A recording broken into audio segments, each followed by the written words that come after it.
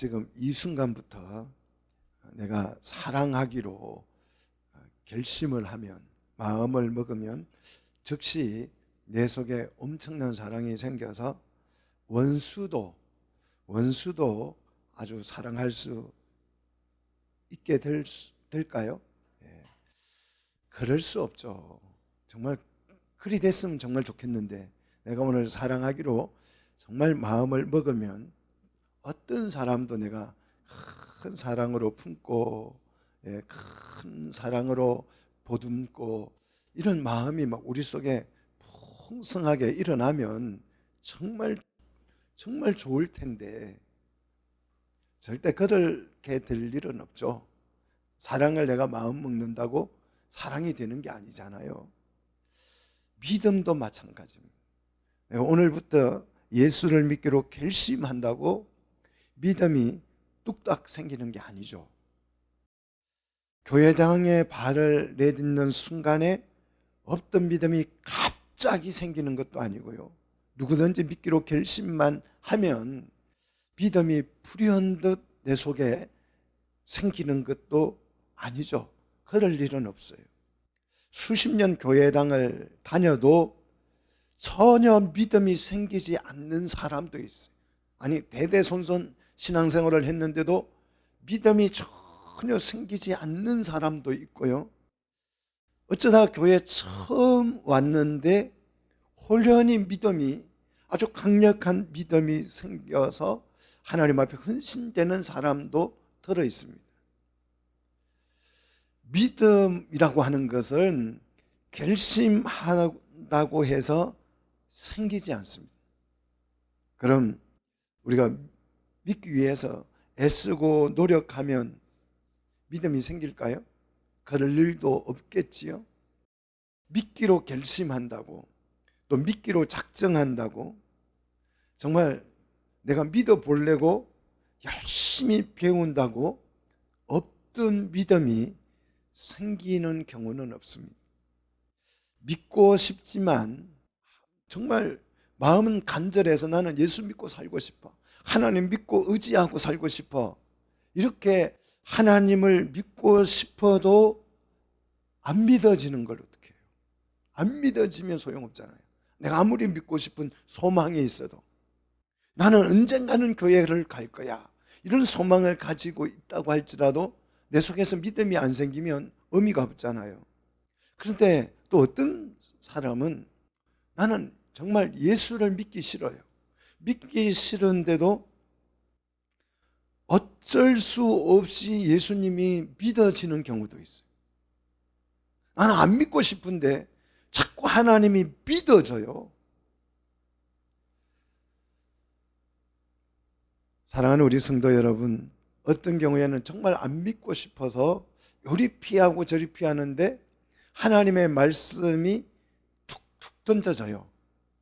길 가다가, 또는 방송을 듣다가, 또는 전도지를 받았는데, 또는 신문을 봤는데, 어쩌다가 라디오 채널을 돌리다가 그냥 기독교 방송의 채널이 잡혀서 그 한마디 들었는데 말씀이 내 속에 들어와서 믿음이 되는 경우도 정말 간증대로 보면 많잖아요.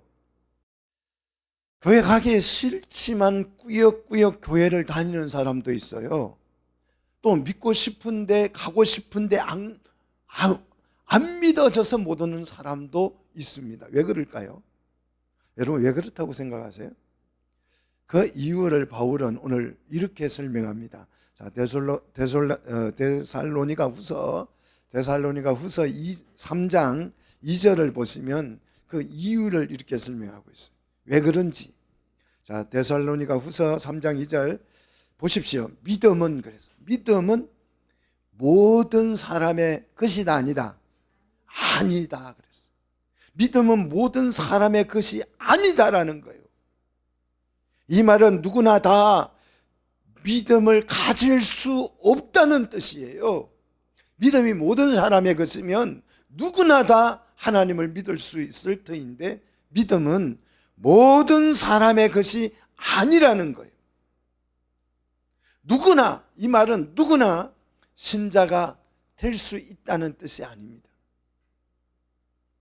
누구나 예수를 믿을 수 있다는 말이 아니에요. 믿음은 모든 사람의 것이 아니에요. 그래서 켈빈은 이 구절을 이렇게 설명합니다. 믿음은 모든 사람에게서 발견되는 것이 아니다라고 그랬어요. 믿음은 모든 사람에게서 다 공통적으로 발견할 수 없다. 발견되는 것이 아니다. 그렇게 설명했어요. 우리 속에 이 믿음이라고 하는 씨앗이 다 있는 것은 아니에요.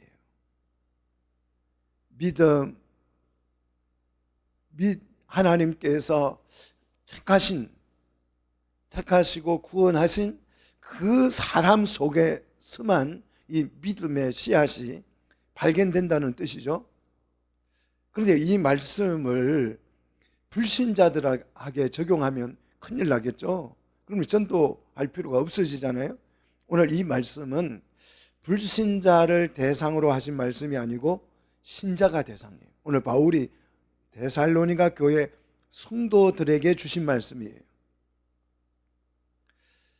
교회 안에서 믿는 척하면서 또 경건한 척하면서 신앙이 있는 것처럼 행동하고 말하고 생활하면서도 그 속에 믿음이 없는 사람이 있다 이거예요.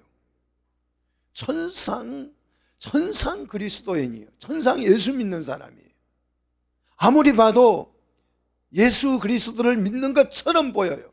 오랫동안 교회당을 밟고 다녔어요. 그런데 그 속에 믿음의 씨앗이 없으면 종교생활을 한 거죠. 종교생활.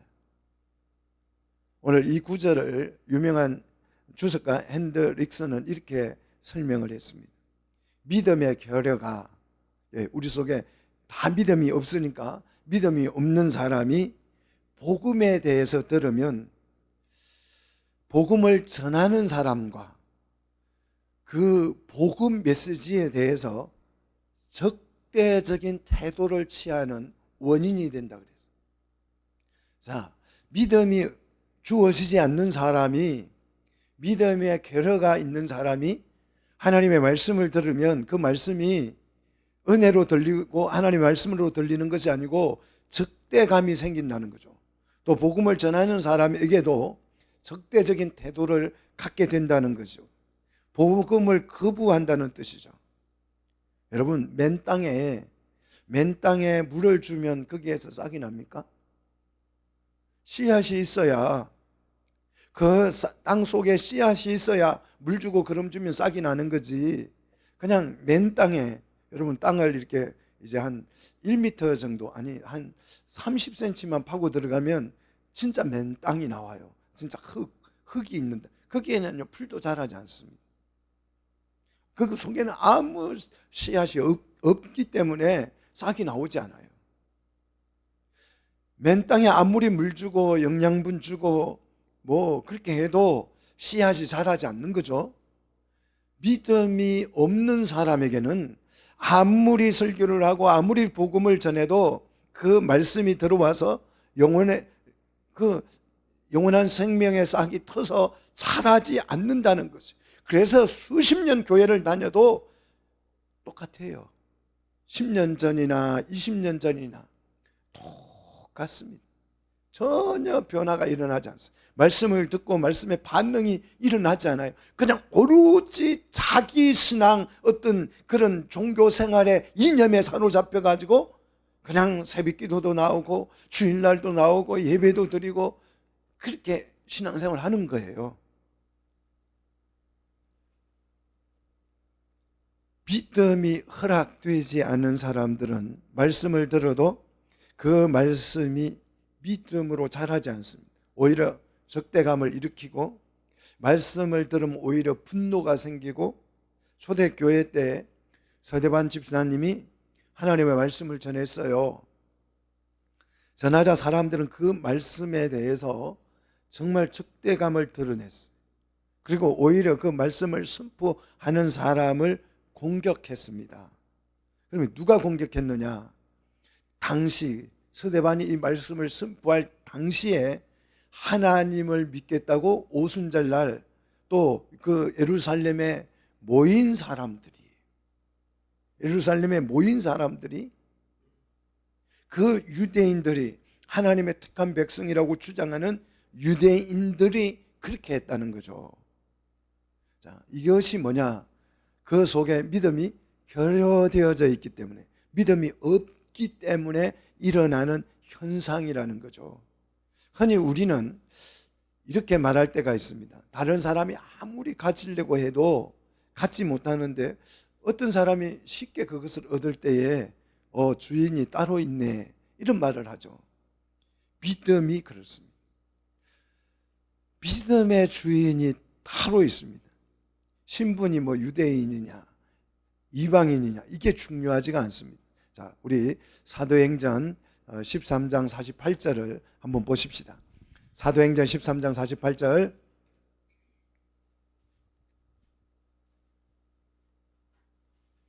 자, 우리가 한번 같이 읽어보도록 하겠습니다.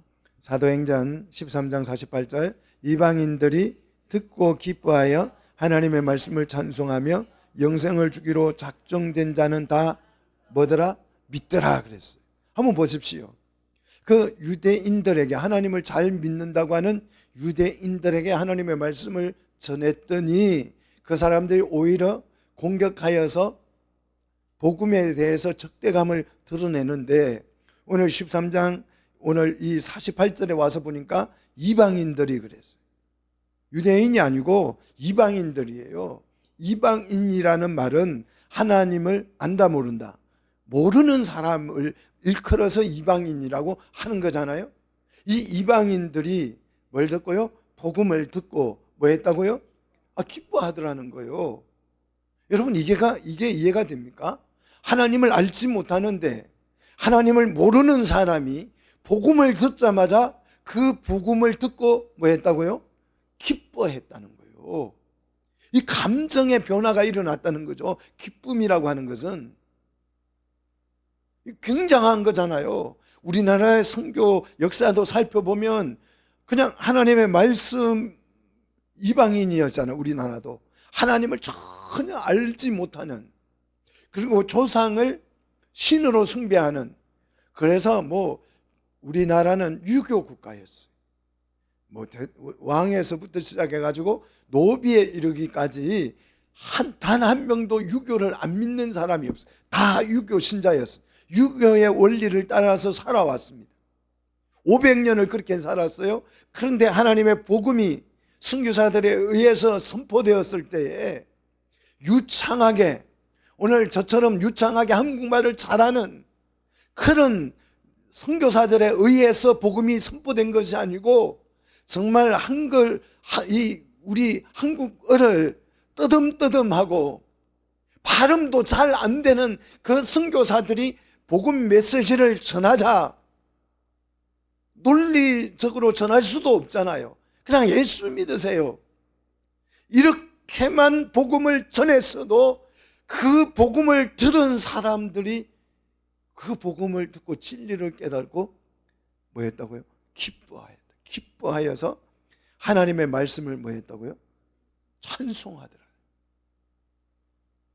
오랫동안 예수를 믿어도 하나님의 말씀을 선포해도 듣는 둥 마는 둥, 왜 설교가 이렇게 길어, 이러고 앉아 있는데, 이 이방인들이 하나님의 말씀을 선포하니까 그 말씀을 듣고 이게 하나님의 말씀인 줄 깨닫고 그 말씀을 뭐 하기 시작하더라? 찬송하더라는 거죠. 여러분, 오늘 하나님의 말씀을 찬송할 마음이 없습니까? 이 하나님의 말씀을 선포하는데도 그 말씀을 찬송할 마음이 없습니까? 이 이방인들은 하나님의 말씀을 듣고 기뻐하여서 그 말씀을 찬송하며 영생을 주기로 지명된 자들, 정해진 자들, 그런 말이죠. 지명된, 작정된 자들, 이런 다 뭘 갖게 되더라? 믿음을 갖게 되더라. 믿지 않을 수 없게 되더라, 그런 말이잖아요. 이 반응이, 그 속에 믿음이 있기 때문에 이런 현상이 일어난다는 거예요. 지금 바울은 데살로니가 교회들에게 이렇게 설교를 했습니다.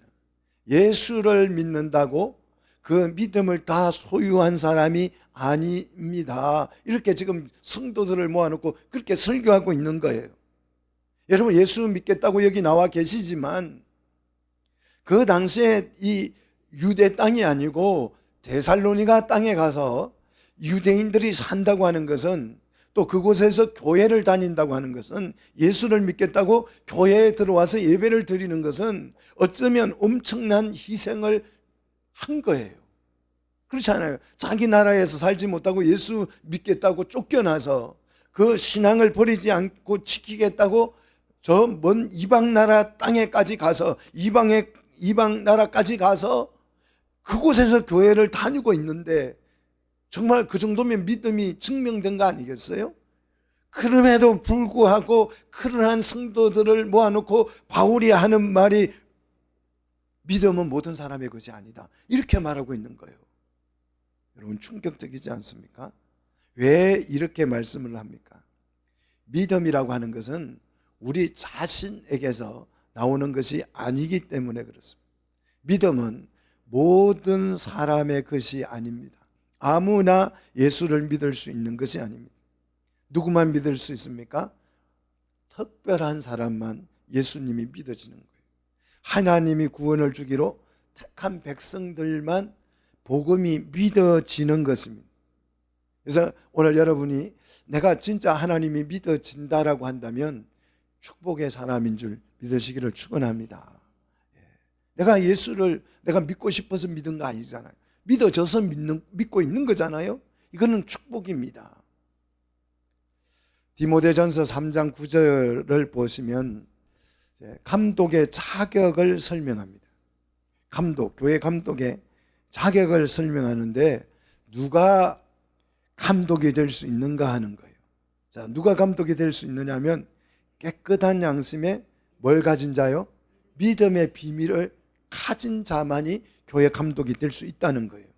이 가지다라는 말은 소유했다라는 뜻이죠. 감독은 뭘 소유해야 되느냐? 대형교회 이 장로님들을 뽑고 권사님들을 선출할 때 가장 중요한 자격이 뭡니까? 재산 정도죠. 사회적 지위죠. 우리 같은 이런 훌륭한 교회에 장로님을 세우는데 장로님이 전셋집에 산다고? 달세를 내고 있다고? 우리 교회가 얼마나 훌륭한데, 우리 교회가 얼마나 대단한 교회인데, 한국에서 우리 교회 장로님이 그 티코를 타고 다닌다고? 쪽팔려서 안 돼요. 쪽팔려서. 그런 게 쪽팔려서 안 된대요. 그래서 가장 중요한 사회적 지위죠. 사회적 지위라는 게 재산 규모에 따라서 드러나는 거잖아요. 그런데 오늘 이 디모데전서를 보시면 감독이 소유해야 될 가장 중요한 자격 요건이 깨끗한 양심에 믿음의 비밀을 소유하고 있어야 한다. 이걸 지금 감독의 첫 번째 자격으로 바울이 말하는 거예요. 제 유튜브 채널에 가끔 사람들이 와서 댓글을 다는데 뭐라고 다냐 그러면 무슨 종교든지 신앙이 있다는 것은 좋은 거지요, 이렇게 하고 글을 다는 사람들이 있어요. 그런데 믿음이 좋은 것이라면, 신앙이 좋은 것이라면 당장 믿어야 되잖아요. 정말 좋은 것이라면. 그렇잖아요. 몸에 좋은 것이라면 당장 사 먹잖아요. 빚을 내서라도. 믿음이 좋은 것이라면 당장 신앙생활을 하겠죠. 그런데 입으로는 그렇게 하지만 신앙생활을 안 해요. 그러면 그것이, 믿음이 좋다는 것이 정말 마음속에 진심이 아닌 거지요. 왜 믿음이 좋다라고 이야기하면서 믿지 않습니까? 그 사람이 뭘 가지지를 못했어요? 믿음의 비밀을 갖지 못한 것이. 믿음의 비밀을 갖지 못했기 때문에 믿음은 좋은 거야, 이렇게 말하면서도 신앙생활을 하지 않는 것입니다.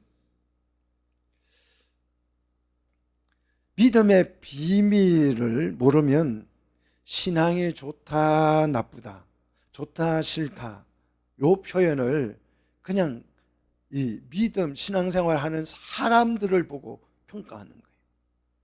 교회당을 보고 평가하고 무슨 그 신앙 모임 단체를 보고 신앙이 좋다 나쁘다 이렇게 평가하는 거죠. 그래서 이 종교가 취미나 취향이 되는 거예요. 아, 이거 교회 보니까 참 좋은 것 같아. 가끔 그러잖아요. 개신교 교인들이 이런 착각에 빠져요. 아, 천주교를 보니까 굉장히 미사를 하는데 엄숙하대요. 분위기가 그냥 아주 거룩해 보인대요.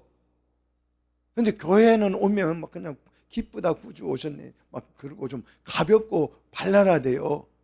아, 종교라고 하는 게 좀 묵직하고 뭔가 좀 거룩해 보이고 뭔가 그럴듯해 보여야 뭐가 되는데 왜 교회는 이렇게 가볍냐.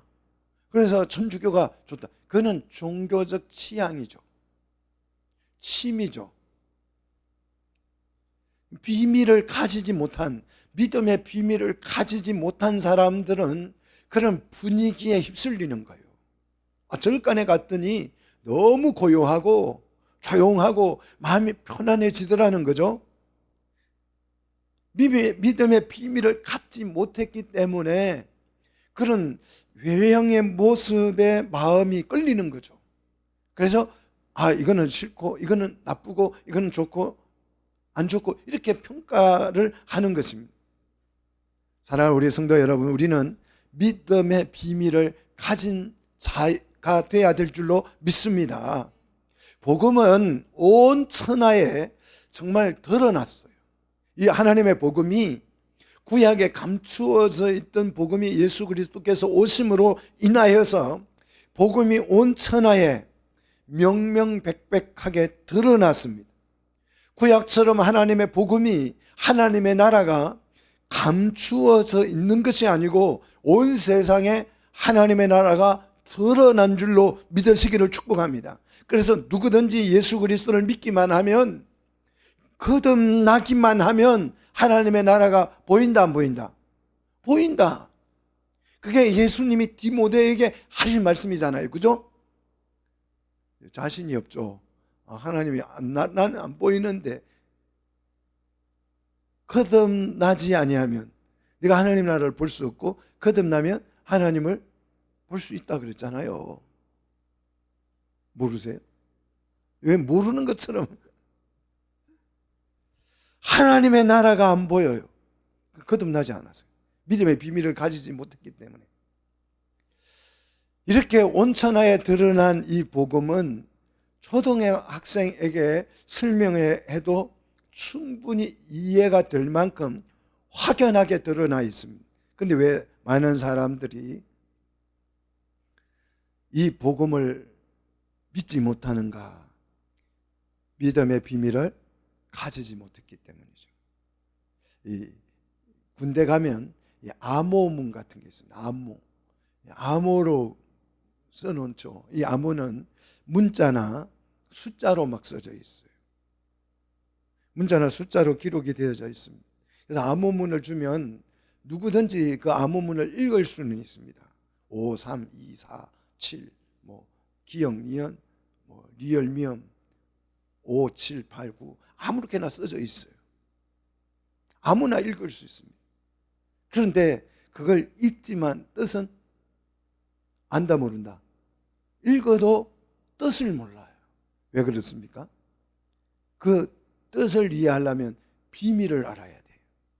이 암호문이 이 7이라는 숫자가, 5라는 숫자가, 기억이라는 이 글자가 무엇을 의미하는지 그 비밀을 알아야 되는 거예요.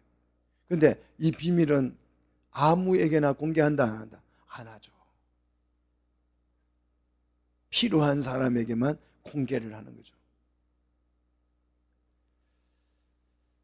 믿음도 비밀이라는 것입니다. 믿음도 비밀이에요. 겉으로 본 믿음은 진짜 믿음이 아닙니다. 우리는 믿음의 비밀을 가져야 될 줄로 믿습니다. 믿음의 비밀이 허락된 자에게만 이 믿음이라는 것이 이해가 됩니다.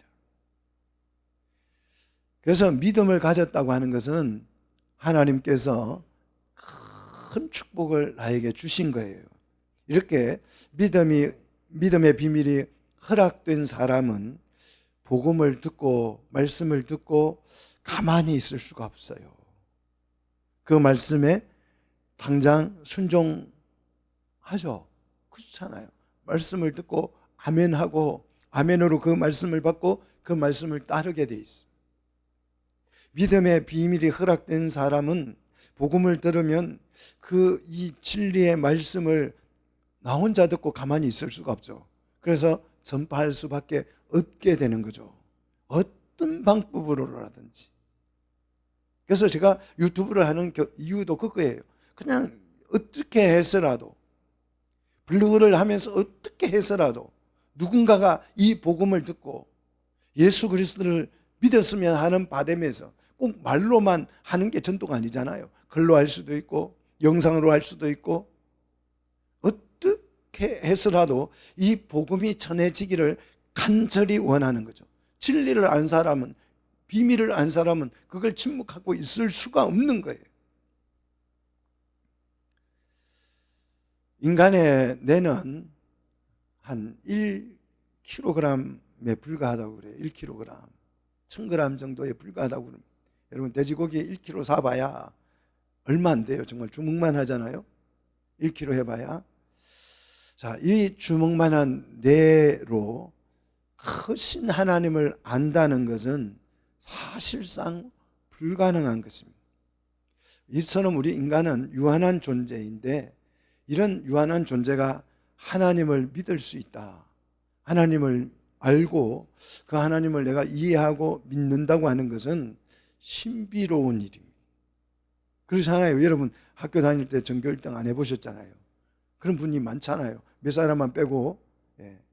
그런데 나는 공부도 특별히 잘한 것도 아니고 실력이 좋은 것도 아니고 또 세상에 나가서 재주가 좋아서 돈을 잘 버는 것도 아니고 남들처럼 지혜롭지도 않는데 신기하게 내가 이 크신 하나님을 알고 있어요.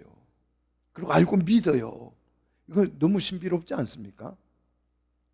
수학 공식도 이해가 안 되고 무슨 신문에 사설 써놔도 그것이 읽어봐도 무슨 말인지 모르겠는데 어떻게 성경이 이해되고 말씀이 이해돼 가지고 내가 예수를 믿고 있다고 하는 것은 정말 놀라운 일 아닙니까? 사람들 중에 그렇게 똑똑하지도 않는 우리가 예수를 믿는 것은 하나님의 축복인 줄 믿습니다. 우리가 하나님을 아는 것은, 우리가 하나님을 안다고 말하고 믿는다고 말하는 이것은 막연한 어떤 신적 대상에 대한, 신적 존재에 대한 어떤 막연한 어렴풋한 인지가 아니잖아요. 우리가 하나님 믿는 것이 어렴풋하게 신이 있을 거야, 어딘가에 있겠지. 이 우주 만물이 신이 없다면 어떻게 생겼겠어? 그러냐, 하나님이라는 존재가 아마 있을 거야. 그래서 우리가 하나님을 믿고 있는 거예요. 그거는 그냥 종교지요. 우리가 믿는 하나님은 선명하고 분명합니다. 믿습니까? 제가 지난주 오후 설교 제목을 유튜브에 올릴 때 좀 바꾸어서 올렸어요. 예수님이 컬러로 보여요. 예수님이 컬러로 보여요. 아니, 예수님이 흑백으로 보이는 게 아니고 컬러풀하게 보인다. 내 눈에 보인다. 우리가 하나님을 믿는 것은 컬러풀한 것입니다. 너무 선명한 것입니다. 너무 뚜렷한 것입니다. 너무나도 확실한 것입니다. 그렇기에 우리는 믿습니다. 목숨을 걸고도 믿고 죽어도 믿는 것이에요. 어렴풋이 하나님이 믿어진다면 거기에 목숨을 걸겠습니까? 믿음이라고 하는 그 자체는 1%의 의심이 있으면 믿음이 아니잖아요. 100% 믿어질 때 그걸 믿음이라고 우리는 표현하잖아요. 하나님은 언제나 살아 계셔서 우리와 함께 계시고 나와 동행하시고 여전히 나와 함께 계시는 줄 우리는 확신하는 거죠. 이게 믿음이잖아요. 공중 나는 새도 하나님이 먹이시고 전에 핀 백합화를 하나님이 입히신다는 사실을 우리는 100% 믿습니다. 그렇지 않나요? 역사의 현장에서 세상을 하나님이 공의로 통치하시고 계시는 줄로 믿습니다. 아무리 악이 강해져서 세상을 어지럽게 해도 하나님이 세상을 공의로 통치하는 줄 여러분 믿으시죠? 네. 자신이 있어요. 한번 보세요. 그 윤 대통령 아무리 거짓으로 막 꾸며서 잡아열라고 해도 나오잖아요. 이거 하나님이 하시는 일이에요. 하나님이. 오늘 나와서 윤 대통령이 나와서 소감문 감사 인사글을 쓰는 거 보니까 기가 막히더라고요. 저는 막 기도할게요. 아니 이분이 기도는 원장된 것 같아. 감옥에 갔다 나오더니 기도한다는 말을 그 작은 몇 마디 글자 안에 2번이나 썼더라고요. 제가 기도하겠습니다. 언제부터 이분이 예수를 믿었다고? 감옥에 가가지고 감옥이 기도원이었나 봐요. 거기 가서 하나님을 만난 건지 못 만난 건지 알 수는 없지만 아무튼 그 문구 안에 기도하겠다는 말을 2번이나 썼어요. 예수 믿는 사람도 기도할게요. 한 번 정도 쓰면 말지 2번씩 강조하지 않습니다. 근데 기도한다는 말을, 여러분 나를 위해서 그렇게 국민들이 고생해 주셔서 감사한데 여러분을 위해서 꼭 기도하겠습니다. 꼭 목사님이 감사 인사장 보낸 것 같아요. 세상을 누가 통치하신다고요? 하나님이 공의로 통치하고 계셔요.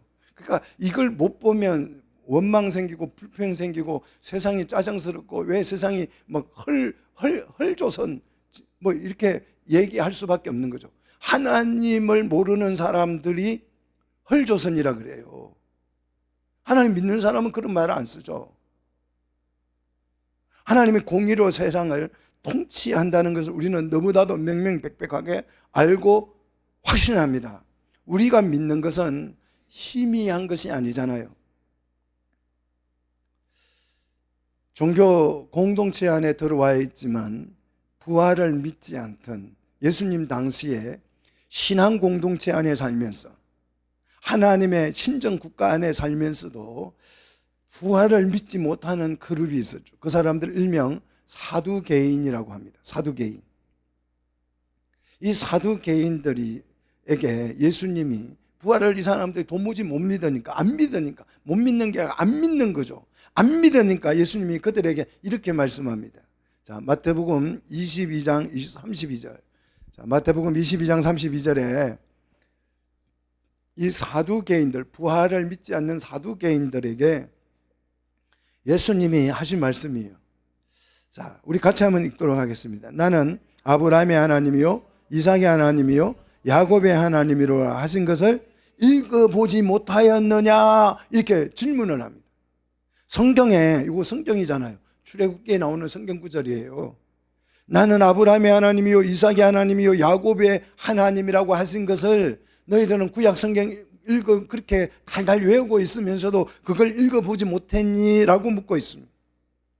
아브라함, 이삭, 야곱이 정말 이들이 죽고 없다면, 출애굽해에는 아브라함이나 이삭이나 야곱이 죽고 없는 때잖아요.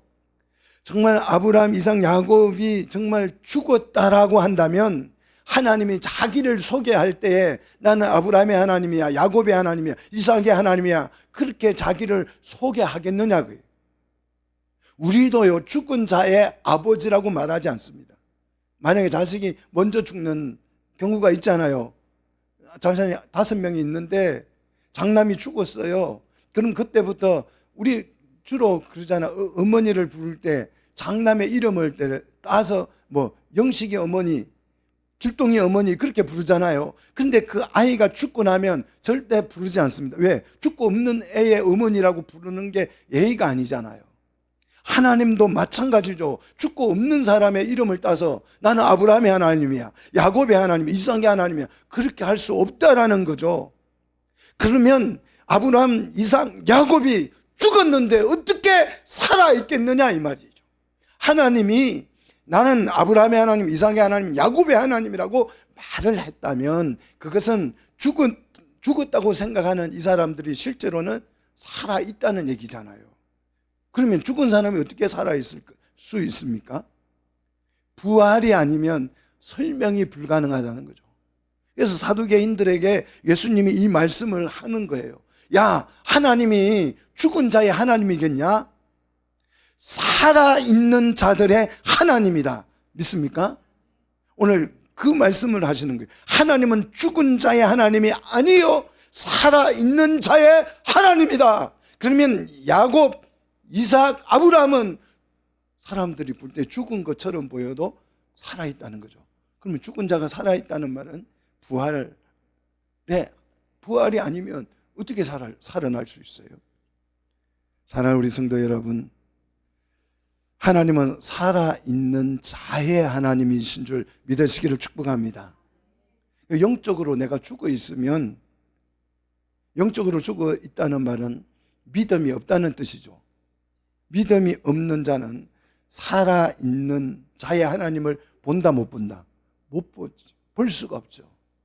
그러니까 안 믿어지는 거죠. 알 수도 없는 거죠. 살아있는 자는 누구든지 하나님을 믿을 수 있는 줄로 믿습니다. 세상 사람에게 이 사실을 아무리 설명을 해도요, 이해를 못해요. 왜 그럴까요? 그 속에 뭐가 없어서? 믿음의 비밀을 갖지 못해서. 믿음의 비밀이 없어서. 아무리 설명해도 믿음을 이해하지 못해요. 믿음이 없어서 하나님을 알지 못하는 거예요. 세상 사람들은 믿음의 비밀을 갖지 못해서 하나님을 알지 못하는 거예요. 근데 세상 사람들은 뭐라고 말합니까?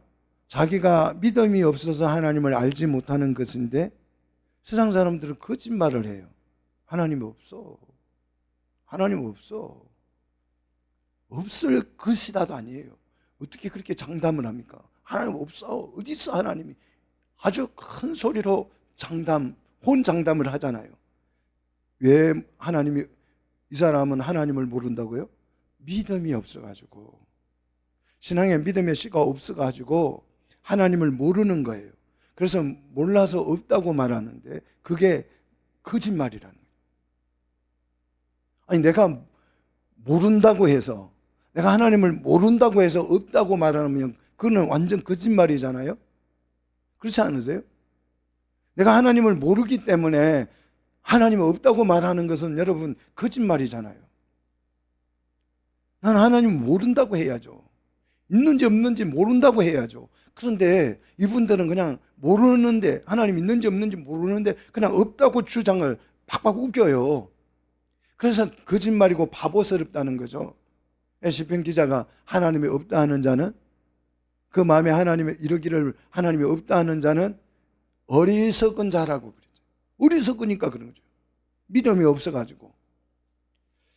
믿음의 비밀을 가진 사람들에게 믿음은요, 과학보다 더 확실한 사실입니다. 믿음의 비밀을 소유한 사람은 하나님을 온전히 믿기 때문에, 하나님을 믿기 때문에 어떤 환경 속에서도 기대와 희망과 승리를 꿈꾸죠.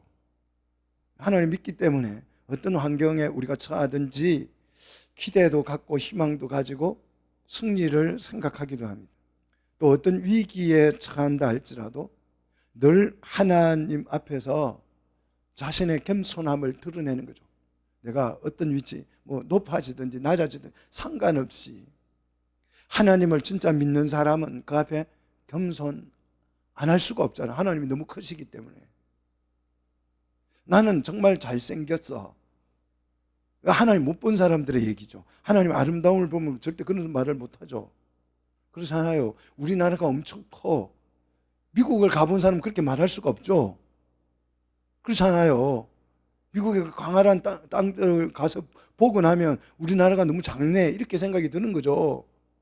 내가 너무 잘생긴 것 같아. 하나님 못 보니까, 하나님이 안 보이니까, 아름다우신 그 영화로우신 하나님이 안 보이니까 그렇게 나를 높이는 거죠. 한 사람은 하나님을 못 보는 사람. 하나님을, 크신 하나님을 보면 내가 큰 척 할 수가 없어요. 내가 잘난 척 할 수가 없잖아요. 때로는 우리가 당황하다가도 믿음이 있는 사람은 하나님의 그 크신 능력을 우리가 믿기에 오뚜기처럼 회복되어서 믿음을, 신앙을 회복하죠.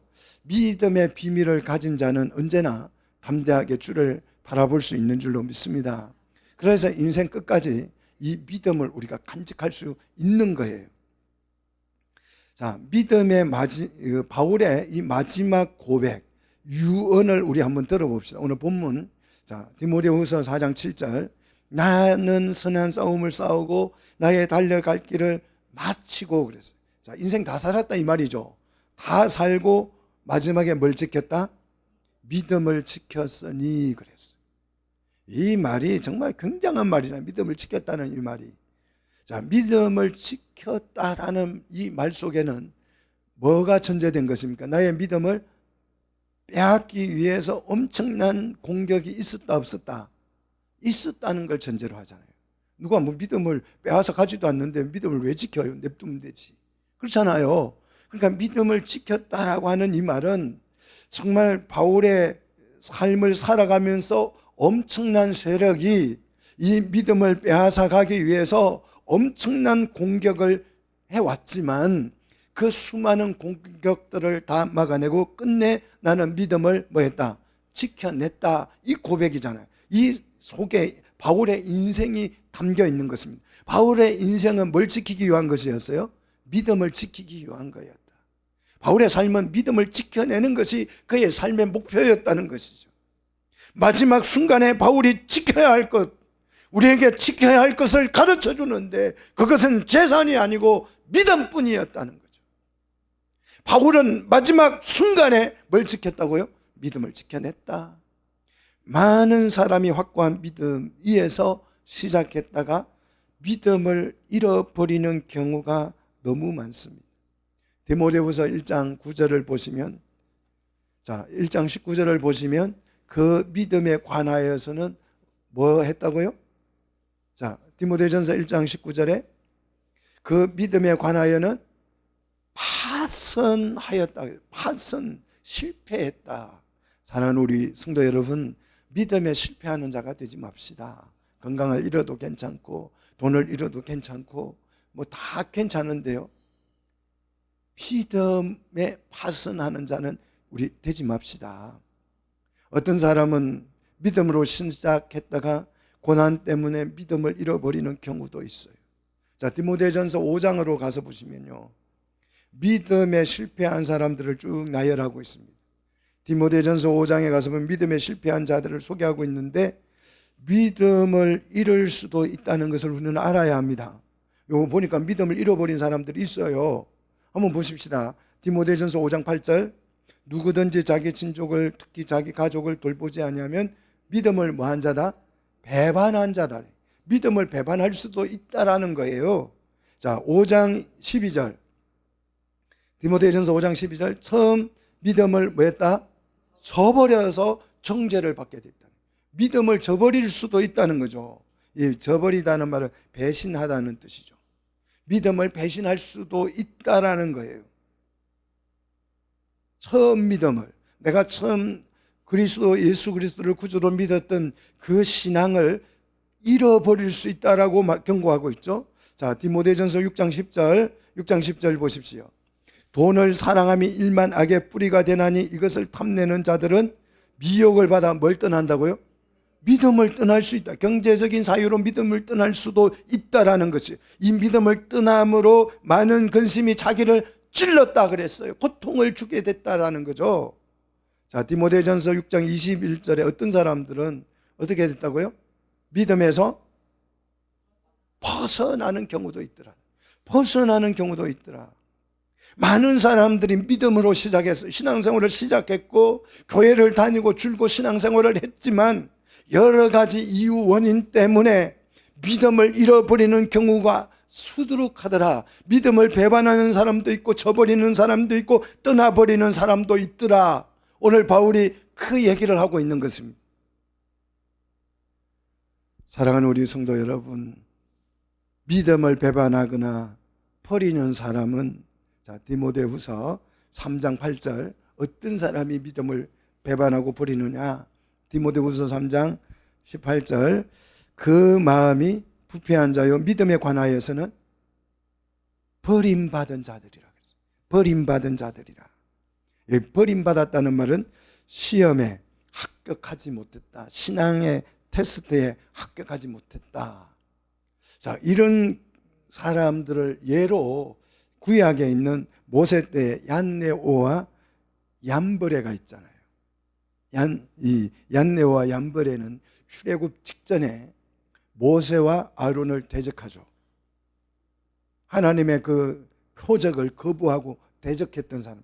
이 사람들은 마음이 부패했기 때문에 믿음에 관하여서는 버림받은 자들이에요. 자, 버림을 받았기 때문에 마음이 부패한 것이 아니고 마음이 부패했기 때문에 믿음에 관하여서는 버려졌다라는 뜻이죠. 믿음은 모든 사람의 것이 아니다. 아니다. 믿음은 모든 사람의 것이 아닙니다. 그럼 믿음은 누구의 것이냐? 믿음의 비밀을 소유한 사람의 것이라는 거죠. 그러면 우리는 이 믿음을 잃지 않고 지키기 위해서 어떻게 해야 할까? 이게 이제 중요하잖아요. 나는 믿음을 잃지 않고 내가 지키려면 어떻게 해야 하느냐? 예수님의 충고를 보시면 우리가 어떻게 믿음을 지킬 수 있는지 알 수 있습니다. 자, 예수님은 뭐라고 말씀하시는지 성경을 찾아보도록 하겠습니다. 누가복음 22장 32절. 자, 누가복음 22장 32절 말씀을 여러분 한번 보십시오. 믿음을 잃어버리지 않기 위해서 우리가 해야 될 일이 한 가지가 있어요. 그게 뭐냐? 예수님은 이렇게 말합니다. 자, 같이 읽습니다. 믿음에서 떨어지지 않기 위해서 뭐하라? 기도하라. 믿음에서 떨어지지 않기 위해서 뭐하라고요? 기도하라는 거죠. 자, 우리가 아무리 배가 부르고 마음이 편안하고 뭐 걱정 근심이 다 사라져서 정말 이 세상이 천국같이 되어도 우리가 기도해야 될 이유가 있어요. 무엇을 위해서 기도해야 합니까? 내 믿음을 지키기 위해서. 믿음을 지킬 수 있는 최고의 방법은 뭐다? 기도입니다. 환경이나 고난을 두려워할 것이 아니라 내 믿음을 지키기 위해서 우리는 뭐 해야 된다? 기도해야 한다. 우리가 어려울수록 우리는 기도를 어떻게 해야 돼요? 더 빡세게, 더 힘차게, 더 간절하게. 그래야 뭘 지킬 수 있다? 믿음을 지킬 수 있다는 거예요. 이렇게 기도하면 하나님의 은혜를 경험하게 될 줄로 믿습니다. 아브라함은요, 자신의 생각대로 삶이 되지 않았어요. 장가가면 애 놓을 줄 알았는데 애가 나오지도 않고, 남들은 잘 쑥쑥 놓는데 아브라함은 장가갔는데 애도 안 생기고, 자기 마음대로 삶이 안 되는 거잖아요. 또 그래서 하나님의 은혜를 입어서 하나님이 아들 주리라, 많이 주리라 약속을 받았어요. 그래도 그렇게 약속을 받고도 애가 생겨요, 안 생겨요? 별짓을 다 해도 애가 안 나오는 거예요. 그래서 아브라함이 좌절했습니까? 자, 로마서 4장 19절을 한번 보십시오. 로마서 4장 19절.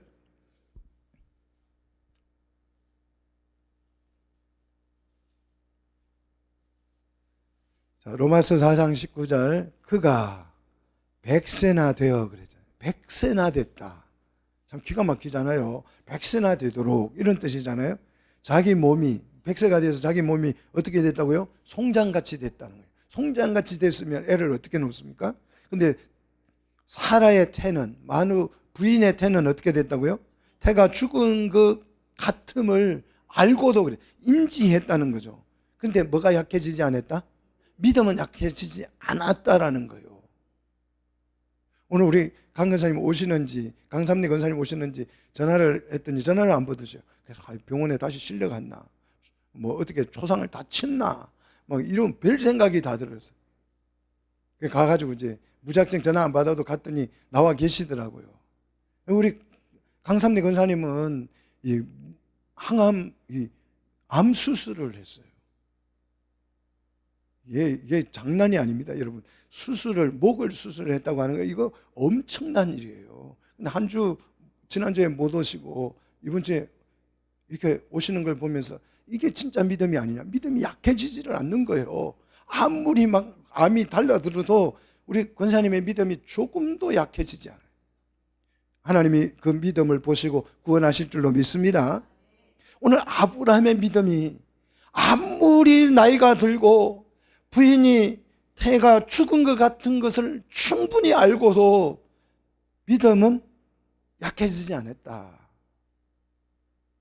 여러분, 행군을 할 때 다리가 아프면 아플수록 목적지가 가까이 온 거죠.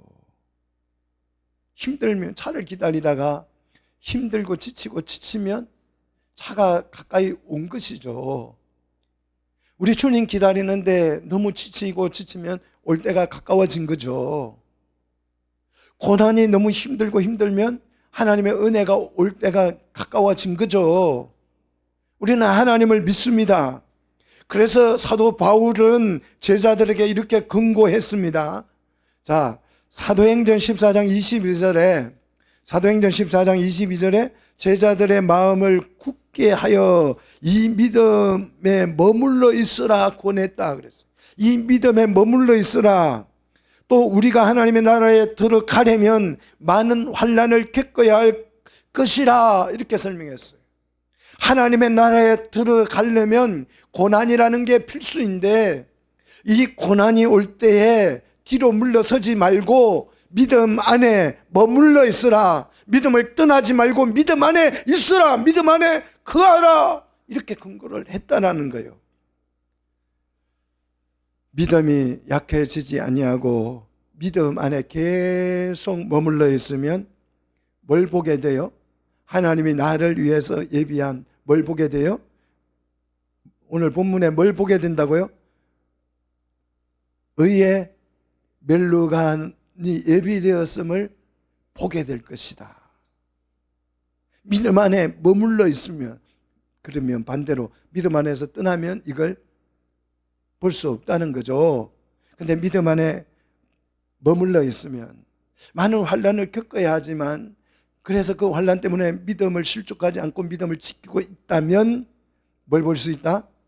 의의 멸류관을, 나를 위해서 준비한 의의 멸류관을 하나님이 예비했다는 사실을 보게 될 것이다.